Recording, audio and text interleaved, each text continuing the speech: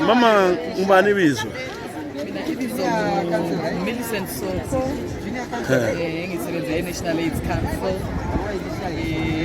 District AIDS Coordinator.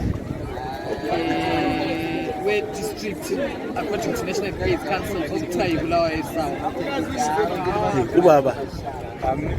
Bezibambe lami ngisebenza National Council Bengathaphi district okuthiwa iNkulumane ekhava sizinda chabalala emkhanweni kusebenzisa Sibona lapha bele ku conference le kwini kakhulu elikukhuthazayo kwabasakhulayo la. Ekade sikukhuthaza kakhulu ukuthi abasakhulayo bame ngezidakamizwa sithi ngama-drugs ne-substance abuse. Nxa ungabhoda nje emalokishini indawo yonke uyabona ukuthi abafana sebetshona benatha lamankazana and sibakhuthaza ukuthi kuyabalimaza imizimba and isikhathi esiningi bengadakwa khona lapho ikuyini abakwenzayo ukubafaka engozini. Thina kakhulu njengoba likwazi iziganeko ze-HIV and AIDS ungadakwa omunye umuntu uyalibala unatha amaphilisi akhe kade kumelana athe ngendlela ukade omunye engadakwa njalo kuyenza eminye imisebenzi kumbe umzimba wakhe agcina enza ezinye izinto ezimfaka engozini ezingamtheleli igciwane le-HIV. Mama ke abasakhulayo abaningi ngalihlala labo lapha umkhuhlane lo nxa sebebanjwa abaningi bakhona kambe abaningi bayatshengisa ukuthi vele bangabantu futhi abathatha lama drugs yini ukuthi bathatha ama-drugs kumbe asikaze sikudingisise kodwa njengoba ekhulumile ukuthi kwakhona ukuthatha izidakamizwa le ukuthatha ama-drugs yi-risk factor. Thina esikwaziyo ukuthi intsha yakulezi nsuku in terms of HIV yibo asebesilethela esithi ngama-new infections.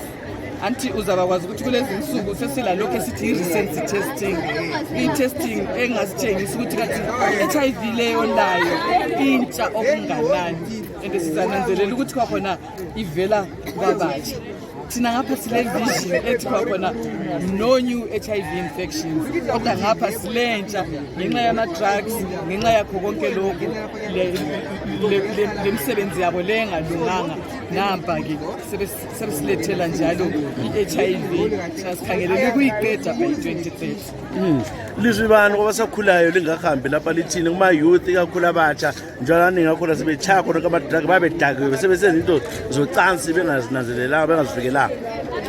Mina engabakhuthaza khona ukuthi intsha ayishiyane lezidakamizwa lokudakala badinge ezinye indlela zokuzilibazisa kungaba ngama-sports kube imisebenzi yezandla but sizame ngazo zonke indlela ukubakhuthaza ukuthi bachiye ukudakala.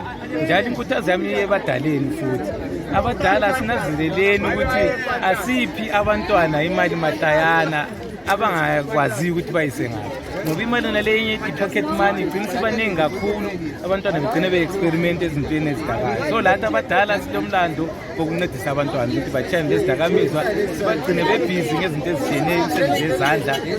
Ayisibo bonke abantwana abapasayo esikolo siyavuma kodwa wonke umuntu lesiphiwo sakhe asizidingeni isiphiwo sakhe simncedise. Mama mazwakho ukucina.